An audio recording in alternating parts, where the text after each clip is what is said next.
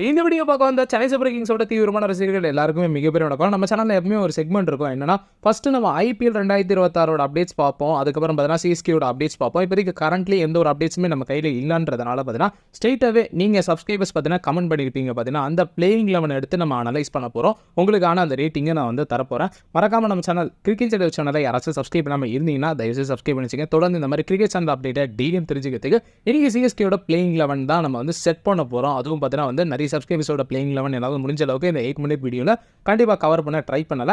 And அதே சமயத்தில் பார்த்தீங்கன்னா வந்து லைக் பண்ணாதவங்க லைக் பண்ணி வச்சுங்க, சப்ஸ்கிரைப் பண்ணாதவங்க சப்ஸ்கிரைப் பண்ணி வச்சுங்க, இன்ஸ்டாகிராம் பேஜ் ஏஎஸ்கிரி அஃபிஷியல் ஃபாலோ பண்ணி வச்சுங்க. ஸ்ட்ரெயிட்டாகவே நம்ம எடுத்தோடனே பார்த்தீங்கன்னா JDSC கிரிக்கின்ஃபோ அப்படின்ற ஒரு பார்த்தீங்கன்னா வந்து கமெண்ட் பண்ணியிருக்காரு. என்னன்னா சிஎஸ்கேவோட 2026 பிளேயிங் 11 ஆயுஷ் மாத்திரை, சஞ்சு சாம்சன் ஓப்பன் பண்ணோம். எல்லாரோட அந்த டாப் 3 அதே மாதிரி தான் இருக்குது. நம்பர் 4ல் பார்த்தீங்கன்னா வந்து உங்களுக்கு சிவம் டுபே வராரு. ஏன்னா பவர் பிளே முடிஞ்ச உடனே சிவம் டுபே அனுப்புறது ஒரு பெஸ்ட் ஆப்ஷன். நம்பர் 5ல் டெவல் பிரேவிஸ், நம்பர் 6ல் பிரசாந்த் வீர், நம்பர் 7ல் ராமகிருஷ்ணா கோஷ். உங்களுக்கு ஃபாஸ்ட் பவுலிங்கும் கிடைக்குது, அதே சமயத்தில் பேட்டிங்கும் கிடைக்குது. அதே மாதிரி தோனி இல்லைனா உருவில் பட்டேல் இம்பாக்ட் பிளேயராக சொல்லியிருக்காரு. பட் என்னன்னா உருவில் பட்டேல் ஆட ஆரம்பிச்சாங்கன்னா தோனி இடத்துலலாம் வரக்கூடாது, அவர் கொஞ்சம் மேலே வரணும். ஆனால் அதனால தான் பார்த்தீங்கன்னா வந்து தோனி மேபி அந்த கீழே இறங்குறதுக்காகவே தோனி இருப்பாருன்னு நான் நினைக்கிறேன். ராமகிருஷ்ணா கோஷ் அடுத்து தோனி வருவாரான்னு கேட்டிங்கன்னா அதுக்கான வாய்ப்புகள் கம்மி. இப் சப்போஸ் விக்கெட் அதிகமாக விழுந்ததுன்னா ஒன்றா ராமகிருஷ்ணா கோஷ் மேலே வரலாம். லாஸ்ட் ஒரு 4 ஓவர்னா தோனி தான் கண்டிப்பாக வருவார். 100 over mat Henry, Nathan Henry's வரதுனால உங்களுக்கு 2 ஃபாஸ்ட் பவுலர்ஸ் கிடச்சிருது, ஒரு லெக் ஸ்பின்னர், அதே சமயத்தில் பார்த்தீங்கன்னா உங்களுக்கு ஒரு லெஃப்ட் ஆர்ம் ஸ்பின்னரும் இருக்கார். ராமகிருஷ்ணா கோஷ் ஒரு ஆல்ரவுண்டராக இருக்கிறதுனால 3 ஃபாஸ்ட் பவுலிங் ஆப்ஷன் உங்களுக்கு இங்கே கிடச்சிருது. இம்பாக்ட் சப்பா வர கலீல் அஹ்மத் கொண்டு வரதுனால நல்ல ஒரு ஸ்டெபிலிட்டி இருக்குதுன்னு நான் பார்க்குறேன். இவரோட பிளேயிங் 11க்கு நம்ம 8 கொடுக்கலாம். நெக்ஸ்ட் ஸ்ரீராம் நாராயணன் 278 அப்படின்ற ஒரு பார்த்தீங்கன்னா கமெண்ட் பண்ணியிருக்காரு. மை 12 அதுவும் சிஎஸ்கேல பார்த்தீங்கன்னா அது ஆயுஷ் மாத்திரை, சஞ்சு சாம்சன், ருத்ராஜ் கெய்க்வாட் இதுதான் டாப் 3. நெக்ஸ்ட் பார்த்தீங்கன்னா பிரவிஸ் இருக்காரு. பிரவிஸ் வந்து சிவம் டுபேக்கு முன்னாடி வராரு. ஓகே, இது ஒரு பெஸ்ட் சாய்ஸாக நான் பார்க்குறேன். இருந்தாலும் சிவம் டுபே நம்பர் 4ல் ஆடுறது ஒரு நல்ல சாய்ஸாக நான் எக்ஸ்பெக்ட் பண்ணுறேன். அண்ட் நம்பர் 6ல் தோனி வராரு, சர்ப்ரைசிங். நம்பர் 7ல் தான் வந்து உங்களுக்கு ஓவர்டன் வராரு, வீர் வராரு. நிறைய பேர் ஓவர்டன் யூஸ் பண்ண மாட்டேங்கிறீங்க. பட் இந்த T20 வேர்ல்ட் கப்பில் ஓரளவுக்கு டீசெண்டான போலிங் இந்தியன் கண்டிஷனில் போட்டிருக்கிறாரு. சிஎஸ்கே கன்சிடர் பண்ணுவாங்க. பட் ஓவர்டன் எந்த அளவுக்கு பேட்டிங்கில் இப்போ வந்து இந்தியா இந்த மாதிரி ஒரு சர்ப்ரைஸில் வந்து கான்ட்ரிபியூட் பண்ண முடியுதுன்னு தான் சிஎஸ்கே பார்ப்பாங்க. இப்போ பேட்டிங்கில் ஒரு 30 ரன் அவரால் அடிக்க முடியுது, குயிக் ஃபயராக 10 பால்ஸில் அடிக்க முடியுதுன்னா கண்டிப்பாக சிஎஸ்கேல ஃபிட்டின் பண்ண ட்ரை பண்ணுவாங்க. அண்ட் ஆல்சோ சிஎஸ்கேக்கு இந்த வாட்டி அந்த ஃபாரின் பிளேயர்ஸை நம்பியே கதையை ஓட்டணுன்ற அவசியம் கிடையாது. ஏன்னா நீங்கள் எப்படி பார்த்தாலுமே பிரவிஸ் உங்களுக்கு இம்பார்ட்டன்ட் பிளேயராக டாப் 6ல் வராரா, அதை தாண்டி நீங்கள் பார்த்தீங்கன்னா யாரை எடுத்துகிட்டு போக போகிறீங்க, 100 அஹ்மத் எடுத்துகிட்டு போக போகிறீங்க. உங்களுக்கு நேத்தன் ஹென்ரிஸ் அந்த 13 ரோல் பண்ண போகிறாரு, டெத்துலலாம் அவர் தான் போட போகிறாரு. இப்போ அந்த ஒரு ஃபாரின் ஸ்லாட் உங்களுக்கு ஃப்ரீயாக இருக்குது. அந்த ஃபாரின் ஸ்லாட்டில் நீங்கள் யாரை வேணாலும் யூஸ் பண்ணிக்கலாம். மேபி உங்களுக்கு வேணும்னா அக்கீல் ஹுசைனை கொண்டு போகலாம், உங்களுக்கு பேட்டிங் கொடுப்பாரு. அதே சமயத்தில் பார்த்தீங்கன்னா இப்போ ஓவர்டன் கொண்டு போகிறாருல அவரை மாதிரி பார்த்தீங்கன்னா மிடில் ஓவர்ஸில் யூஸ் பண்ணிக்கலாம். இல்லை எனக்கு டெத்லேயே வேணும், அதே மாதிரி பவர் பிளேயில் நல்லா ஸ்விங் பண்ணக்கூடிய பவுலராக வேணும்னா நீங்கள் வந்து கண்டிப்பாக கலீல் அஹ்மத் கூடயே சேர்த்து நம்மளோட மேட் ஹென்ரி போட வச்சிங்கன்னு வைங்களா, அது வந்து ஒரு சூப்பரான காம்பினேஷனாக இருக்கும். உங்களுக்கு பவர் பிளேலே ஒரு 4 விக்கெட் விடுறதுக்கான சான்சஸ் கூட இருக்குது. அதனால் பார்த்தீங்கன்னா சிஎஸ்கே அது மாதிரி கன்சிடர் பண்ணலாம். ஒரு பெஸ்ட் சாய்ஸ் நிறைய இந்தியன்ஸ் இருக்கிறதுனால. கம்போஸ் இருக்காரு, அதுக்கப்புறம் அக்கீல் ஹுசைன் பார்த்தீங்கன்னா வந்து ஃபார்ம் அப்படின்ற மாதிரி போட்டிருக்காரு. அதே மாதிரி பார்த்தீங்கன்னா மேட் ஹென்ரி. அண்ட் அகெயின் பவுலிங்கில் பார்த்தீங்கன்னா வந்து 12ல் உங்களுக்கு கலீல் அஹ்மத் பவுலிங் தான் வருவார். இல்லை பேட்டிங் தான் வேணும்னா பார்த்தீங்கன்னா வந்து சர்ஃப்ராஸ் கான். எனக்கு தெரிஞ்சது ஒன் ஆஃப் தி குட் 11 நான் பார்க்குறேன். இதுக்கும் பார்த்தீங்கன்னா அது 8.2 கொடுக்கலான்னு நான் நினைக்கிறேங்க ஸ்ரீராம் நாராயணனோட 11க்கு. நான் அடுத்த 11 பார்க்கலாமா? தீபா முருகன் அப்படின்ற ஒரு பார்த்தீங்கன்னா அது கமெண்ட் பண்ணியிருக்காரு. என்னன்னா ஆயுஷ் மாத்திரை, சஞ்சு சாம்சன், ருத்ராஜ், அதுக்கப்புறம் பார்த்தீங்கன்னா சர்ஃப்ராஸ் கான் நம்பர் 4. இது எனக்கு ரொம்ப பிடிச்சிருக்கு. சர்ஃப்ராஸ் கான் நம்பர் 4ல் வருதுன்றது ஒரு பெஸ்ட் ஆப்ஷனாக பார்க்குறேன். நம்பர் 5ல் டூபே. எதுக்கு ப்ரோ டூபே இதில் மட்டும் நம்பர் 5ல் வரத்துக்கு நீங்கள் ஒத்துக்கிறீங்கன்னு கேட்டிங்கன்னா, இப்போ பிரவிஸும் டூபேவும் நான் கம்பேர் பண்ணும்போது நான் கண்டிப்பாக டூபேவை மேலே அனுப்புவேன். இப்போ சர்ஃப்ராஸ் கான் இருக்காருன்னா அவர் ரொம்ப கீழே வருது, எனக்கு நல்ல சாய்ஸாக படலை. டூபே கொஞ்சம் நம்ம கீழே அனுப்பிக்கலாம், அதில் பிரச்சனை கிடையாது. யாருக்கு பதிலாக நீங்கள் டூபேவை கீழே இறக்குறீங்கன்றது ரொம்ப முக்கியமாக நான் பார்க்குறேன். நெக்ஸ்ட் தோனி 7, 8ல் ராமகிருஷ்ணா கோஷ், 9ல் பார்த்தீங்கன்னா 100 அஹ்மத், எலிஸ், ஹென்ரி. கண்டிப்பாக வந்து 200+ டார்கெட்லாம் சேஸ் பண்ணணும்னா இந்த டீம் வச்சு அழகாக சேஸ் பண்ணிடலாம்.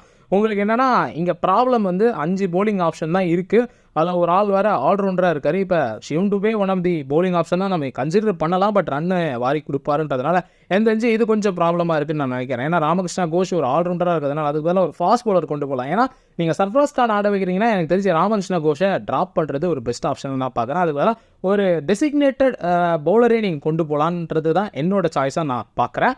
அண்ட் இவருக்கு பார்த்தீங்கன்னா வந்து கண்டிப்பாக வந்து 7.5 அப்படின்றது கொடுக்கலாம். அண்ட் அடுத்த 11 நம்ம பார்க்கலாமா? அண்ட் ஜெயஸ் பிரபு அப்படின்ற ஒரு பார்த்தீங்கன்னா கமெண்ட் பண்ணியிருக்காரு. ஆயுஷ் மாத்திரை, சஞ்சு சாம்சன், ருத்ராஜ் கெய்க்வாட் அதே டாப் 3. பிரவிஸ், அதுக்கப்புறமா தான் பார்த்தீங்கன்னா சிவன் டூபே அனுப்பியிருக்காரு. அடுத்து பார்த்தீங்கன்னா வந்து பிரசாந்த் வீர், தோனி, அகில் ஹுசைன், நேதன் எலிஸ், நூர் அகமத், கலீல் அகமத், அன்சுல் கம்பு.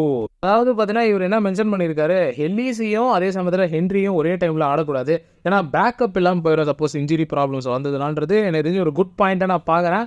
பட் சிஎஸ்கே பொறுத்த வரைக்குமே நீங்கள் சொல்கிறது உண்மை தான், ரீப்ளேஸ்மெண்ட் கிடையாது. அதுக்கு பதிலாக வேணும்னா போன வருஷம் இறக்குனாங்க பார்த்தீங்கன்னா ரீப்ளேஸ்மெண்ட் பிளேயர்ஸாக, அந்த மாதிரி பார்த்தீங்கன்னா யாராச்சும் ஒரு நல்ல குவாலிட்டி பிளேயர் எடுத்துகிட்டு வந்தால் கூட ஓகே தான். பட் இருந்தாலுமே ஒரு முக்கியமான ஒரு விஷயம் அவர் மென்ஷன் பண்ணியிருக்காரு, எலிஸ் அண்ட் ஹென்ரி 2 பேரும் ஒன்றா ஆடுறதுன்றது கொஞ்சம் நாட் அட்வைசபிளாக இருக்குன்ற மாதிரி ஒரு நல்ல பாயிண்ட்டாக தான் நான் பார்க்குறேன். பட் இருந்தாலும் மேட்ச் ஜெயிக்கணும்னா ஆட வச்சு தான் ஆகணும் அப்படின்றது தான் என்னோட கருத்து. ஜெயேஷ் ப்ரோக்கு பார்த்தீங்கன்னா அது 8 கொடுக்கலான்னு நான் நினைக்கிறேன். அண்ட் லோக்கராஜ் ப்ரோ அப்படின்றவர் பார்த்தீங்கன்னா கமெண்ட் பண்ணியிருக்காரு மை பிளேயிங் 12 அப்படின்னு சொல்லிட்டு.